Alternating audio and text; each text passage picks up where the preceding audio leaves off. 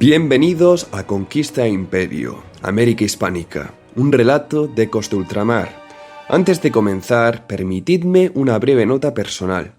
Pido disculpas por la tardanza en retomar la serie. Durante estos últimos meses he comenzado un nuevo trabajo que me ha exigido gran parte de mi tiempo y energía, lo que me ha impedido dedicarme a la serie con la constancia y el cuidado que merece. No ha sido falta de interés ni de compromiso, sino simplemente la necesidad de adaptarme a una nueva etapa. Agradezco profundamente la paciencia de quienes habéis esperado y confío en que este regreso esté a la altura de esa espera. Quiero hacer una mención especial a Christus Regnat Band, quien ha compuesto las canciones que acompañan este capítulo. Su proyecto de folk metal épico está dedicado a recrear a través de la música los momentos más épicos de la historia de España: Lepanto, Castelnuovo, San Quintín, Empel, entre muchos otros. Su trabajo puede encontrarse en Instagram y Spotify y aporta una fuerza narrativa que encaja de forma natural con el relato histórico que aquí se presenta. Es un auténtico crack, de veras. Mirad su trabajo porque no tiene desperdicio. Colaboraremos sin duda alguna en el futuro con ciertos proyectos y capítulos especiales que tengo en mente. Volviendo a nuestra narrativa, en el capítulo anterior dejamos a la empresa de Hernán Cortés cuando estaba a punto de entrar en su hora más oscura. Tras meses de avances audaces, alianzas frágiles y una aparente sumisión del Imperio Mexica, la conquista pendía ahora de un hilo. La ciudad que había recibido a los españoles con asombro y cautela se transformaba silenciosamente en una trampa mortal. Bajo los templos de Tenochtitlán, el resentimiento crecía, la paciencia se agotaba y la guerra aguardaba su momento. Mientras Cortés combatía a Narváez en la costa, el equilibrio se rompió en el corazón del imperio. Una decisión precipitada, tomada entre rituales y sospechas, encendió una revuelta que ya no podría apagarse con palabras. Cuando el conquistador regresó a la gran ciudad lacustre, no encontró el orden que había dejado atrás, sino una capital en llamas, cercada por el odio y la sed de venganza. Lo que siguió no fue una campaña de conquista, sino una lucha desesperada por sobrevivir.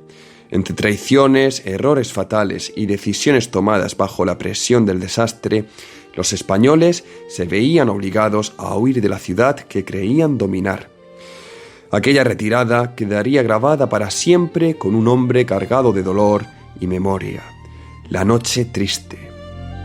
Pero la huida no sería el final. Perseguidos, diezmados y empujados hacia la aniquilación, los restos de la hueste aún tendrían que enfrentar su última prueba en la llanura de Otumba, donde el destino de la conquista se decidiría en un solo día. Sin más preámbulo, entremos en la noche más amarga y en la batalla que lo decidiría todo. Zempoala aún olía a pólvora cuando la columna victoriosa de Hernán Cortés emprendió el regreso hacia Tenochtitlán. La noche que había cubierto la derrota de Pánfilo de Narváez fue testigo de un giro inesperado. Quienes habían sido enemigos apenas unas horas antes, ahora se preparaban para marchar juntos. Habían sido convencidos por promesas de botines y tierras, por relatos de una ciudad levantada sobre las aguas y repleta de oro, y sobre todo por la presencia magnética de Hernán Cortés, que supo hablarles a la ambición y al orgullo. En aquella masa de hombres, algunos aún desconcertados por el cambio de bando, destacó uno cuya historia no figuraba en los registros, pero pronto dejaría huella en la tierra que pisaba. Se llamaba Francisco de Egía, un esclavo africano que había llegado desde Cuba con la expedición de Narváez. Sus manos encallecidas no conocían la gloria ni el mando de los capitanes, pero guardaban algo más terrible. Sin saberlo, Egía era portavoz de la viruela, el mal invisible que pronto asolaría las tierras mexicas y cambiaría para siempre el equilibrio de la conquista. La columna, inmensa y decidida, avanzó por los caminos del altiplano. El ánimo era festivo, pero solo en apariencia. Cortés marchaba con la mirada fija en el horizonte. Desde Tenochtitlán no llegaban noticias claras. y a medida que se acercaban, los rumores crecían como nubes de tormenta. Algunos indios aliados hablaban de que la ciudad estaba en llamas, otros que los españoles habían sido cercados, los más atrevidos que Moctezuma estaba muerto. Cuando finalmente avistaron la gran laguna, el silencio se hizo absoluto. Tenochtitlán, la ciudad de los templos altos y mercado interminable, ya no era el mismo espejismo que les había maravillado meses antes. Las columnas de humo se alzaban del centro ceremonial. Las calzadas, antaño transitadas por cientos de canoas en paz, estaban ahora rasgadas en tramos, vigiladas por guerreros con lanzas y escudos. El lago vibraba con el sonido de los tambores de guerra y las torres de vigilancia parecían mirar al ejército español con ojos de piedra. Mientras tanto, escondidos tras las almenas del palacio de Axayácatl, los hombres de Pedro de Alvarado resistían el asedio. Alvarado, con las ropas ennegrecidas por el humo y las manos ensangrentadas, apenas pudo contener la tensión cuando vio llegar a Cortés. El palacio de Axayácatl era ahora una fortaleza asediada. Tras la matanza del Templo Mayor, los mexicas habían cercado a los españoles, que vivían entre hambre, miedo y ataques constantes. La fiesta de Toxcatl se había convertido en el detonante de la guerra. Los españoles, bajo el mando de Alvarado, temiendo una insurrección, irrumpieron en el recinto y mataron a danzantes, sacerdotes y nobles. La sangre derramada en el patio se convirtió en un símbolo de ultraje. A partir de entonces, como relataría más tarde Bernal Díaz del Castillo, ningún día transcurrió sin combate. Desde los templos llovían flechas y piedras, desde las azoteas caían lanzas y fuego. Las calzadas estaban cortadas, las canoas cercaban los muros y el palacio era un barco encallado rodeado de enemigos. Los hombres de Alvarado contaban cada amanecer como un triunfo y cada noche como una agonía más larga que la anterior.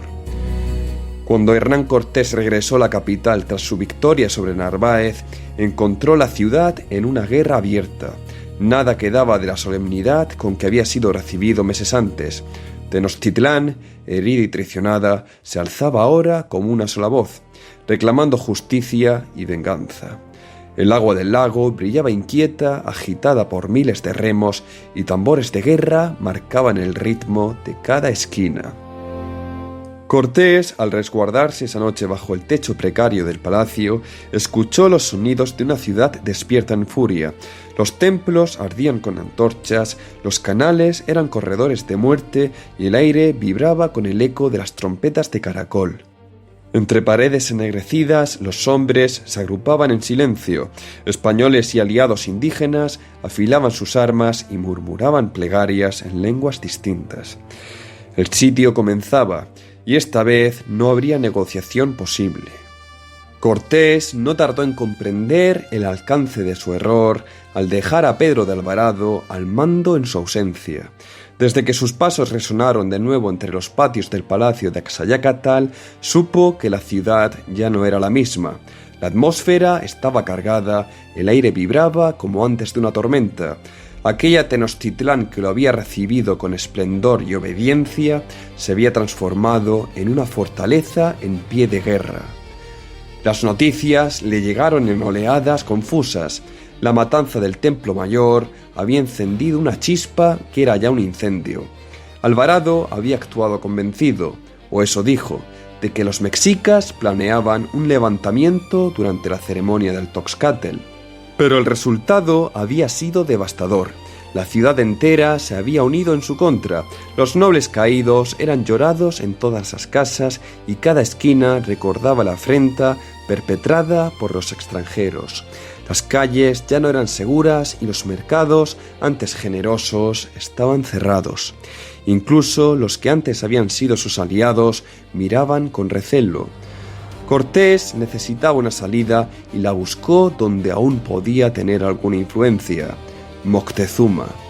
El señor mexica, aún prisionero en su palacio, se mantenía como una figura vacilante entre dos mundos, ni plenamente aliado de los españoles, ni totalmente dueño de su destino. Moctezuma era ya más símbolo que gobernante. Cortés, intentando evitar una masacre aún mayor, se dirigió a él en busca de paz. Le pidió que calmara a su pueblo, que saliera ante los suyos para detener la rebelión. El tlatoani accedió. Así, bajo la presión de Cortés, Moctezuma, hasta entonces la figura diplomática que había sostenido una paz precaria, subió una almena del palacio de Axayácatl. Vestía con la dignidad de su cargo, pero su voz ya no tenía el peso de antes. Desde lo alto, el emperador mexica intentó apelar a la calma entre los suyos, quiso detener la guerra que se gestaba, salvar a quienes se atrincheraban bajo su techo y quizá también preservar algo de su propia autoridad. Pero el pueblo ya no escuchaba. Los mexicas, que veían en él a un prisionero y a un traidor, lo recibieron con insultos y desdén. La ira colectiva, alimentada por la matanza del Templo Mayor, se transformó en violencia. De pronto, una lluvia de piedras se lanzó hacia la terraza. Una de ellas alcanzó a Moctezuma en la cabeza. Herido, fue retirado de la vista del pueblo y llevado a sus aposentos. Según narran tanto Hernán Cortés como Bernal Díaz del Castillo, testigos directos de los hechos, fue esta pedrada del propio pueblo mexica, indignado y rebelado, la que causó la muerte del tlatoani pocos días después. Sin embargo, otras fuentes, como el Códice Florentino, relatan una versión distinta, que fueron los propios españoles quienes mataron a Moctezuma, apuñalándolo cuando ya no les era útil.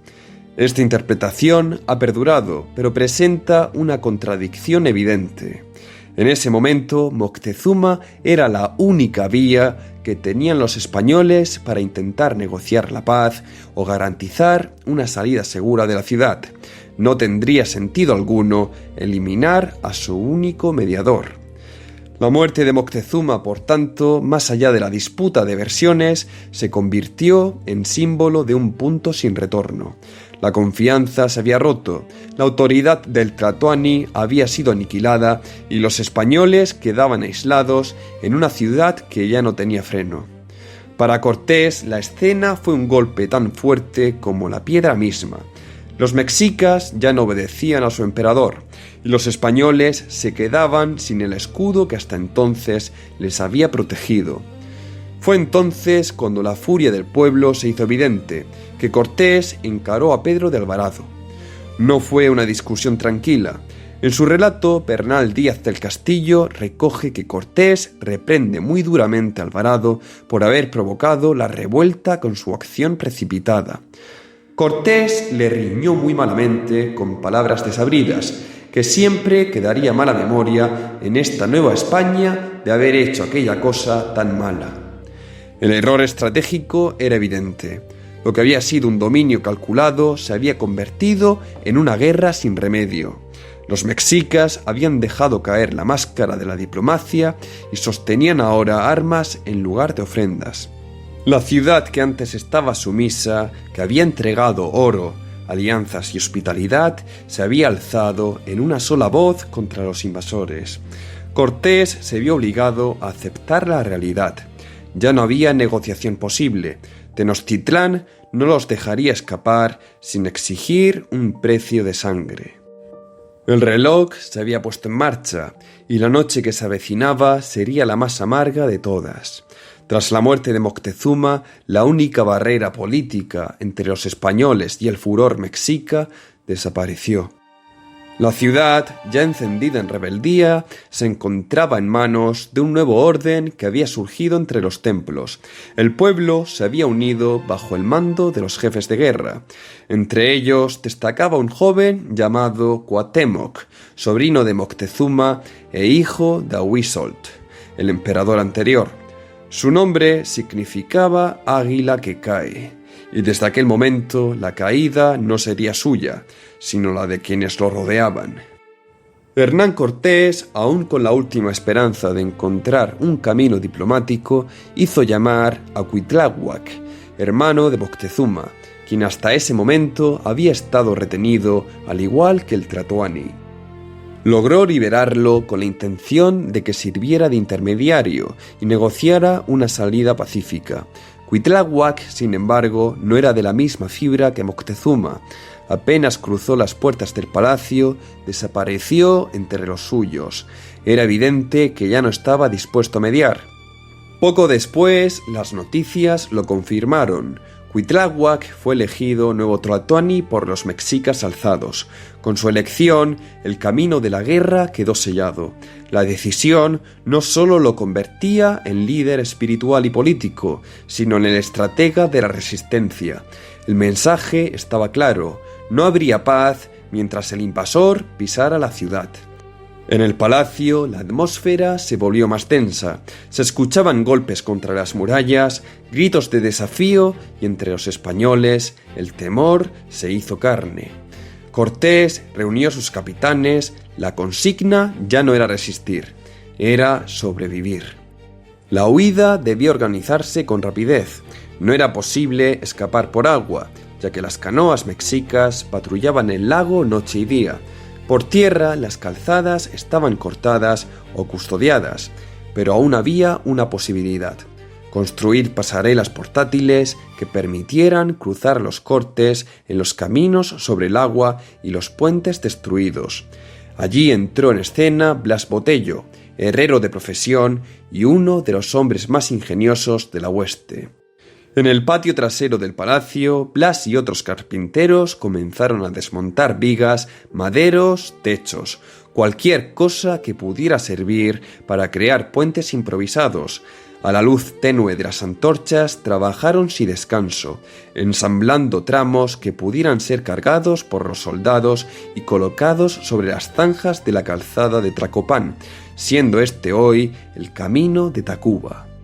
Mientras tanto, en las salas interiores del palacio, el oro mexica, tesoros acumulados desde la llegada, regalos, tributos, joyas labradas, se fundía en lingotes.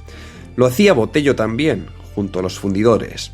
Cortés había ordenado que se reuniera todo el oro que quedaba para ser transportado en la huida. Fue el momento en que algunos hombres, cegados por la codicia, escondieron parte del botín entre sus ropas. Les costaría la vida. Nada quedaba ya de las promesas de gloria o de las mesas colmadas con viandas mexicas. Aquella noche, cada soldado se preparó para salir en silencio, sabiendo que lo que les esperaba era un paso sobre una cuerda floja entre la vida y la muerte. El momento había llegado. El último bastión de los españoles se preparaba para desvanecerse por la misma calzada que los había traído al corazón del imperio. La retirada comenzó en silencio. Era la medianoche del 30 de junio de 1520 cuando Cortés dio la señal. Bajo una lluvia fina y constante, los españoles salieron del palacio de Axayácatl en procesión amarga. Los estandartes se habían guardado y solo los cascos y petos relucían bajo la luz de las antorchas apagadas. Al frente marchaba Juan Velázquez de León, seguido de los soldados más veteranos, soldados curtidos que sabían que aquella noche sería la batalla de las sombras. El plan era claro: avanzar por la calzada de Tlacopán, cruzar las acequias mediante las pasarelas que Blas Botello y sus carpinteros habían fabricado y atravesar la ciudad anegada antes del alba, al amparo de la lluvia y de la noche. Pero como tantas veces antes, el destino no estuvo de su lado. El primer obstáculo surgió apenas unos metros fuera del palacio. La pasarela portátil, hecha con vigas arrancadas del techo y atadas con cuerdas, alcanzó a cubrir un primer corte en el terraplén. Fue colocada en silencio, a fuerza de brazos. El avance comenzó en orden. Uno a uno, los hombres cruzaban pesadamente, cargados con armas, provisiones y, para algunos, lingotes de oro escondidos bajo la coraza o dentro de petacas improvisadas. Pero el sigilo estaba condenado a durar poco. La primera alarma llegó desde los templos, donde vigías mexicas divisaron siluetas avanzando. El ulular de los caracoles resonó en la noche, mezclado con los tamboriles sagrados. Desde las azoteas, desde las orillas, desde las sombras del lago, los guerreros comenzaron a reunirse como si el agua los hubiera creado. De pronto la laguna cobró vida. Miles de canoas, que hasta entonces parecían parte de la quietud nocturna, irrumpieron desde los canales. Los guerreros lanzaban flechas y lanzas, gritando insultos en náhuatl. Al mismo tiempo, desde los templos, los mexicas arrojaban piedras y dardos de obsidiana. La laguna se volvió un infierno semicubierto por la noche oscura. Los españoles intentaron mantener la formación. Algunos capitanes, como Cristóbal de Olid y Gonzalo de Sandoval, organizaban defensas en los flancos para contener los ataques, mientras los soldados de retaguardia retrocedían luchando. En la vanguardia, Pedro de Alvarado y sus hombres abrían paso a sablazos y arcabuzazos, intentando desesperadamente avanzar, aunque el agua les llegara a la cintura. Francisco de Morla, uno de los capitanes de Cortés, cayó en ese primer envite serio. Alcanzado en la confusión, rodeado por canoas, fue abatido sin que nadie pudiera auxiliarlo. Su nombre, que había sido orden y mando horas antes, se perdió en el estruendo de la noche. En medio del caos, los caballos fueron los primeros en caer. Entraron en pánico al cruzar las pasarelas resbaladizas, rechinando sus herraduras mojadas. Muchos se desplomaron o se vieron sorprendidos por dardos envenenados.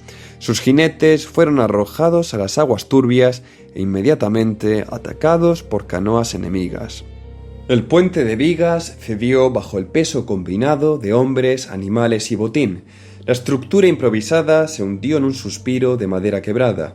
Españoles y aliados tlaxcaltecas cayeron al agua a la vez, algunos arrastrados por el peso del oro escondido. Como había advertido Bernal, por sacar oro muchos quedaron sepultados en el agua y no podían nadar con el peso. Juan Velázquez de León fue uno de los que no lograron salir. Herido en el tumulto, quizá empujado, quizá derribado por el colapso del puente, desapareció entre el agua negra y los cuerpos que se debatían. Ninguna crónica supo decir cómo murió. Todas coinciden en que no sobrevivió. El capitán que había encabezado la retirada quedó sin tumba, tragado por la laguna y por la noche. Blas Botello también pereció allí. El hombre que había sido uno de los arquitectos de la huida murió como tantos otros, ahogado, cargado de miedo y de metal.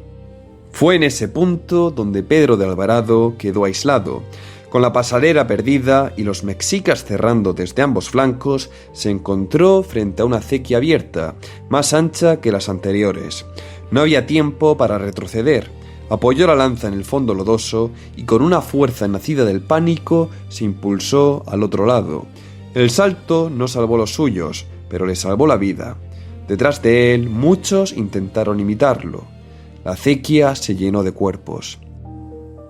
En aquella confusión se produjo otro hecho decisivo para el destino del valle. Cacamatzin, señor de Texcoco, murió junto a otros nobles mexicas durante la retirada. El tlatoani Alcohua, que había sido capturado en los días previos por Cortés y mantenido bajo vigilancia en el palacio de Axayácatl, fue utilizado por los españoles como rehén durante la salida, con la esperanza de que su presencia disuadiera a sus vasallos. No fue así. Cuando el puente cedió y la formación se quebró, los hombres que protegían al noble texcocano no pudieron sostenerlo. Fue alcanzado en el caos, cayó en el agua o en manos enemigas. Las fuentes no lo describen con detalle y no volvió a aparecer con vida. Las crónicas coinciden en un punto: no sobrevivió a la noche triste. Su muerte dejó vacante el trono de Texcoco en el momento más crítico del imperio, obligando a los nobles a recurrir a una sucesión apresurada. A simple vista fue solo una baja más entre el caos. En realidad, aquel vacío abriría una pugna política que con el tiempo rompería a Texcoco en facciones rivales y llevaría a una parte de sus señores a buscar apoyo en Hernán Cortés.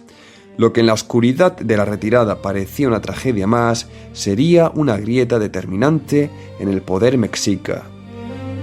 Volviendo con nuestro relato, los que no morían ahogados eran capturados vivos. Esos, los menos afortunados, eran llevados a los templos para ser sacrificados. Durante las noches siguientes, desde los campamentos improvisados, los españoles escuchaban los ecos de los tambores y los cánticos de los sacerdotes, seguidos por los gritos desgarradores de sus compañeros al ser inmolados a los dioses enemigos.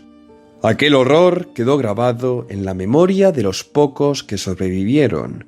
Bernal lo cuenta así: los sacrificaban y todavía decíamos con grande dolor que los oíamos gritar. El hundimiento del puente no solo sepultó vidas, también devoró el tesoro que los españoles habían acarreado desde el palacio de Axayácatl. Lingotes recién fundidos, joyas y objetos de pluma y oro cayeron al agua junto con los hombres que intentaban salvarlos. La mayor parte se perdió en aquel instante, tragada por el fango y por los canales profundos que rodeaban la calzada de Tlacopán. La huida, acosada por miles de guerreros, no permitió detenerse ni volver la vista atrás. Con el tiempo, el lugar quedó sepultado bajo tierra y piedra, y el tesoro jamás fue encontrado. Aún hoy, los arqueólogos consideran que yace en algún punto indeterminado de la antigua laguna de Texcoco, mezclado con los restos de armaduras, armas rotas y cuerpos sin nombre que la noche del 30 de junio arrastró consigo. Un botín perdido para siempre, convertido en leyenda bajo las aguas oscuras que sellaron uno de los episodios más amargos de la conquista. Cuando al fin llegó la claridad del amanecer, los pocos sobrevivientes alcanzaron las afueras de Tacuba. Allí, a salvo por fin de la ciudad que los había atrapado, se detuvieron. Cortés descendió de su caballo y se sentó bajo un árbol, cubriéndose el rostro con las manos. A su lado, algunos de sus capitanes sollozaban o simplemente miraban al suelo. Habían perdido a la mitad de su ejército. Entre 400 y 800 españoles habían muerto aquella noche, sin contar los sacrificados en los templos. La mayoría de los tlaxcaltecas aliados también. Y sin saberlo todavía, entre los cuerpos abandonados en las calzadas y canales, había quedado uno que era más letal que cualquier guerrero, el esclavo que portaba la viruela. Al quedar atrás en la caída de la ciudad, su destino se confundió con el de los vencidos. Su cuerpo enfermo permaneció en Tenochtitlán, y con él un enemigo invisible que pronto haría más estragos que cualquier espada española. Al amanecer, los que sobrevivían habían alcanzado las afueras de Tacuba. Exhaustos, empapados, con apenas 23 caballos y menos de la mitad de los hombres que habían comenzado la retirada, contemplaron desde la distancia aquella vista que le desgarraría el alma. La gran Tenochtitlán, la ciudad que habían admirado tanto, ardía como un fuego de venganza. La noche triste no sería olvidada jamás. La ciudad entera, y no solo la capital, sino todos los pueblos del valle que ahora veían en ellos fugitivos vencidos, se preparaba para darles caza. Había que moverse y muy rápido. El descenso hacia el norte comenzó sin descanso. Desde Tlacopán tomaron los caminos que bordeaban los lagos, pasando por campos inundados y tierras que unas semanas antes parecían pacíficas. Ahora nadie salía a ofrecer comida, nadie se acercaba a comerciar. El silencio era hostil. A veces, desde las colinas se divisaban guerreros que observaban, a veces atacaban, en otras simplemente esperaban, siguiendo la hueste con mirada paciente. Sabían que los españoles estaban debilitados y el cansancio era enemigo más cruel que cualquier lanza. Camino de Atizapán y Calacoayán, los hombres caminaban descalzos o con sandalias rotas, dejando rastros de sangre en la tierra. Los heridos viajaban sostenidos por los menos heridos. Varios caballos no sobrevivieron las primeras jornadas. Abatidos, eran despedazados para alimentar a quienes aún podían luchar. En Tlalnepantla cayeron las primeras lluvias fuertes. No había refugio.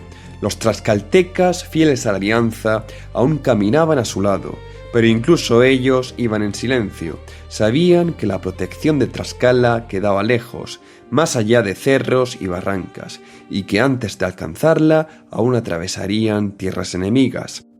Siguiendo hacia el norte, tras pasar Teocalhuayacán, sufrieron un nuevo golpe. Las fuerzas mexicas empezaron a cerrarles el paso desde atrás y desde los flancos. No era un ataque frontal, era algo peor, la persecución constante. Avanzaban durante el día, luchaban al llegar la noche. Por Citlaltépec y luego Zompanco, los españoles comenzaron a ver lo que no querían aceptar, que su camino no era de huida, era resistencia en marcha. Cada paso costaba una flecha, una emboscada, una vida. Finalmente, tras días de avance extenuante, llegaron cerca de Xoloc, un punto crucial del trayecto. Habían llegado al norte del lago de Texcoco. Para entonces ya sabían que los mexicas no los iban a dejar escapar ni dispersarse. Estaban siendo dirigidos como ganado hacia una trampa, su destino marcado. Y entonces lo comprendieron. Los enemigos no los estaban dejando huir, los estaban empujando hacia Otumba. El 6 de julio de 1520, al caer la tarde, Hernán Cortés y los restos de su hueste llegaron a las cercanías de Otumba. Ante ellos se abría una llanura vasta y desnuda, un ancho valle de tierra seca y polvorienta, cercado por cerros bajos y pelados que dominaban el terreno. No había bosques ni canales, ni pueblos donde refugiarse, solo espacio abierto, horizonte limpio y caminos que convergían en un mismo punto. Era un lugar hecho para rodear, para maniobrar, para aplastar. Los hombres estaban extenuados, casi sin pólvora, sin comida, sin esperanza. Las corazas abolladas, las espadas melladas, los caballos en los huesos. Pero peor que el cansancio era lo que vieron desde la colina polvorienta. La llanura ocupada de extremo a extremo. Un ejército entero esperaba al amanecer. Miles de guerreros, más que en Tenochtitlán. Los mexicas y sus aliados los habían alcanzado y no venían a cercarlos, venían a aniquilarlos. Aquella noche Cortés no habló de oro ni de conquista. La guerra había cambiado de sentido. Ya no se trataba de vencer un imperio, se trataba de sobrevivir un día más. En Otumba, al despuntar el sol, todo se decidiría. El alba del 7 de julio de 1520 llegó sin piedad sobre los llanos de Temalcatitlán, más allá de Otompán, en una amplia llanura cercana a Otumba. La luz reveló lo que la noche solo había insinuado: un mar de plumas, estandartes y escudos, un gran contingente de guerreros del valle, mexicas en su mayoría, junto a tepanecas y aliados venidos de Tlalnepantla, Cuautitlán, Tenayuca, Otumba y Cuautlalpan, se extendía por el campo como un tapiz viviente. Cortés y los restos de su hueste, agotados y al borde del derrumbe, estaban frente a la aniquilación segura. Pero aquel día la desesperación tendría filo. Las trompetas españolas resonaron huecas, cansadas. Enfrente, los atabales mexicas respondieron con un estruendo profundo, un latido de guerra que hacía temblar la tierra. Lo que vieron los españoles fue una visión de pesadilla. Decenas de miles de guerreros, compactos como un solo cuerpo, armados con lanzas, macanas, dardos y escudos emplumados. Se estima que eran más de 20.000, quizá 30.000, contra menos de 500 sobrevivientes españoles y 800 soldados tlaxcaltecas. Los capitanes mexicas daban órdenes desde los altos estandartes, mientras sus filas avanzaban en oleadas sucesivas, confiadas en aplastar a los extranjeros en un solo empuje. No era una multitud improvisada, sino un ejército del Valle Central reunido con un propósito claro: rodear, capturar y ofrecer en sacrificio a los extranjeros que habían profanado Tenochtitlán. Ellos eran el imperio, la fuerza numérica, la tierra misma reclamando venganza, creyendo que los españoles no eran más que un puñado, con el metal desnudo y el miedo como escudo, cargaron. Los supervivientes formaron como pudieron. En el centro se apostaron Cortés, Sandoval, Alvarado y Olid, conscientes de que cualquier fisura sería el final. A los flancos, los tlaxcaltecas, que aún permanecían leales, aunque desgastados, sangrantes, reducidos, se prepararon para morir luchando. No quedaban más de 20 caballos y aún así aquellos animales huesudos representaban la última esperanza de embestida. Y entonces la batalla comenzó. Las primeras oleadas mexicas cayeron sobre la hueste española como una tormenta de obsidiana. Los escudos retumbaban, las lanzas rebotaban, los proyectiles mostraban filigranas de piedra negra hiriendo y abriendo carne. El sonido era como una lluvia sobre piedra, solo que cada gota era muerte. Pero los españoles resistieron. Con los dientes apretados, con el miedo convertido en furia, formaron un muro desesperado de acero. Los mexicas no buscaban una matanza inmediata. Su guerra era otra. Querían rodear, derribar, capturar vivos a los extranjeros para llevarlos después a los templos. Por eso, al verlos pocos y exhaustos, intentaron cerrar el cerco con paciencia, apretando desde todos los flancos. Cortés lo comprendió a tiempo. Ordenó a los suyos cerrarse en un bloque compacto, infantería y aliados unidos, con las picas y las lanzas al frente, las rodelas levantadas y el acero formando una muralla desesperada. Así resistieron. Durante horas el combate se volvió un forcejeo brutal. Flechas contra ballestas, macanas contra espadas, empujes constantes que abrían brechas solo para volver a cerrarse. Cada carga mexica era contenida, cada hueco sellado a costa de sangre. Los españoles y sus aliados lograban romper el cerco por instantes, causando bajas, pero el enemigo las reemplazaba de inmediato y volvía a cargar como si la llanura misma los pariera sin descanso. Como ya hemos visto, los españoles no combatían solos. Junto al acero español, los tlaxcaltecas resistían con armas de su propia guerra, macanas, lanzas y escudos, empujando con una furia silenciosa nacidas de generaciones de enfrentamiento contra el imperio mexica. Entre ellos se distinguía el capitán Calmecagua, hermano de Machicatzin, señor de Ocotelulco, uno de los jefes principales de la República Tlaxcalteca. Exhaustos y diezmados, sostenían el frente, cerraban huecos y evitaban que el cerco se cerrara del todo. También cabe destacar que en medio de aquella lucha había mujeres que no se retiraron a rezar ni a esconderse. María de Estrada, una de las pocas mujeres españolas que acompañó la expedición desde Cuba, tomó una lanza y desde el primer instante se lanzó al combate. Bernal Díaz la recordaría así sin titubeos. Peleó como si fuese uno de los hombres más valerosos del mundo. Su lanza atravesó escudos, golpeó rostros, detuvo avances. No peleaba por oro ni por gloria, sino por salvar su propia vida y la de sus compañeros. María de Estrada no fue un caso aislado dentro de la hueste. A lo largo de la campaña de la conquista, mujeres como Beatriz Palacios, apodada La Parda, e Isabel Rodríguez, conocida por su labor como curandera, demostraron un valor constante en los momentos más extremos. Atendían heridos, llevaban agua, sostenían a los combatientes y cuando el combate las alcanzaba, sabían también defenderse con armas. Pero nada de aquello bastaba. Las fuerzas mexicas superaban en número a los españoles más de 100 a 1, ocupando la llanura hasta donde alcanzaba la vista, filas tras filas de escudos y lanzas.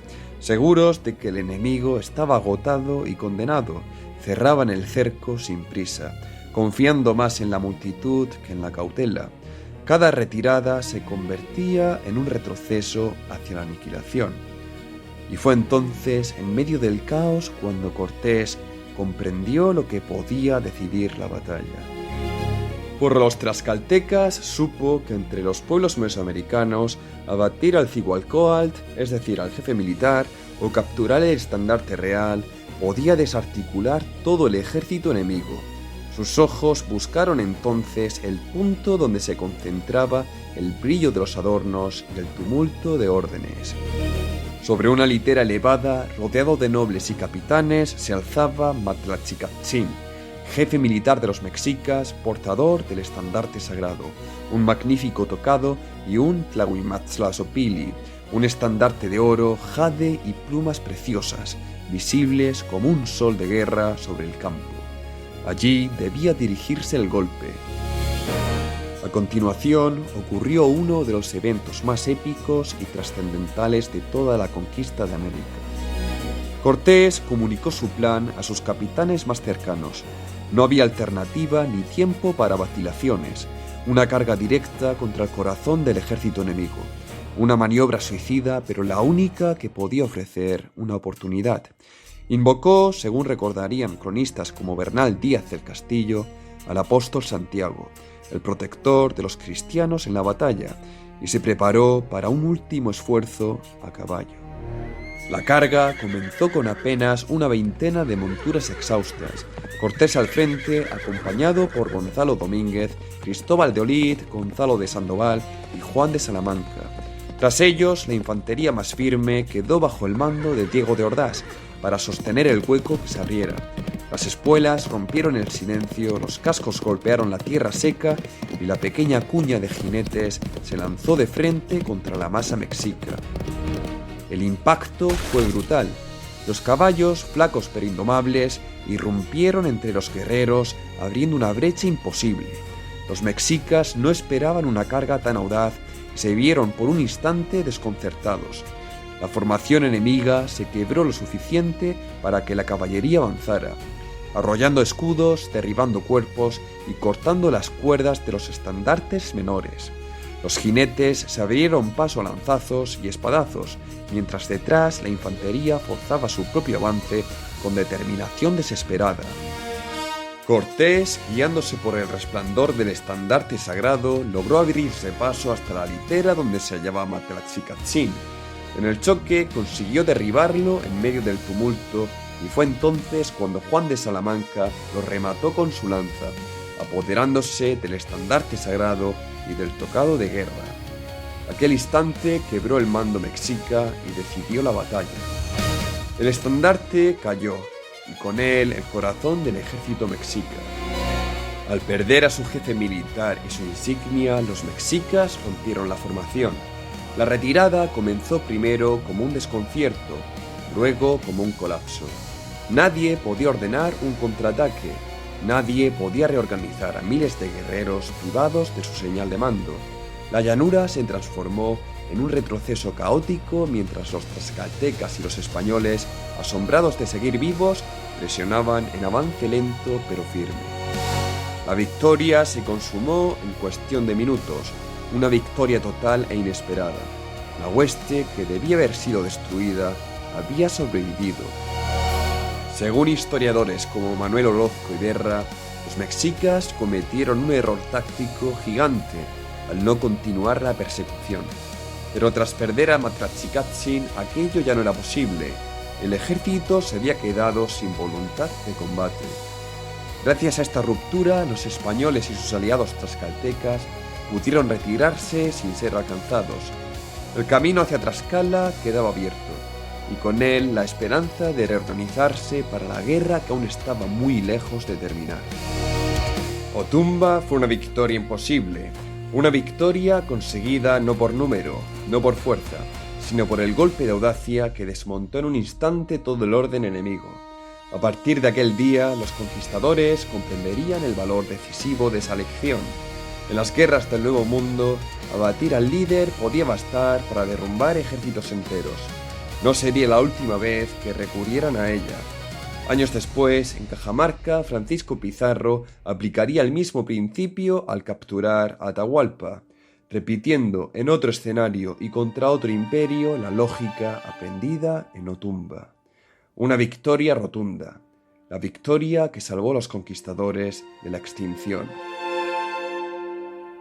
Llegamos así al final de este capítulo, en el que hemos acompañado a Hernán Cortés y a los restos de su hueste a través de los días más oscuros de su empresa, desde la huida desesperada de Tenochtitlán, marcada para siempre como la noche triste, hasta la llanura de Otumba, donde un ejército exhausto, perseguido y al borde de la aniquilación, logró sobrevivir contra toda lógica, La conquista pendió de un hilo que estuvo a punto de romperse.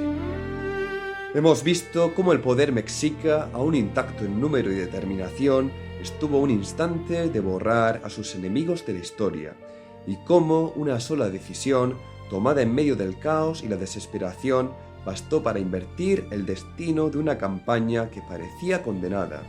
Otumba no fue una victoria gloriosa, sino una victoria necesaria, la que permitió a los conquistadores seguir con vida. En el próximo capítulo seguiremos a Cortés y a sus aliados hasta Tlaxcala, donde los supervivientes se reagruparán, curarán sus heridas y reconstruirán una hueste casi destruida. Allí comenzará a gestarse uno de los episodios más determinantes de la historia de la humanidad, el sitio de Tenochtitlán, una guerra larga y total que decidiría el destino del Imperio Mexica y cambiaría para siempre el rumbo del Nuevo Mundo. Gracias por acompañarme en este recorrido por la noche más amarga y la victoria más improbable. Nos vemos en el siguiente capítulo. Por cierto, feliz Navidad y próspero Año Nuevo.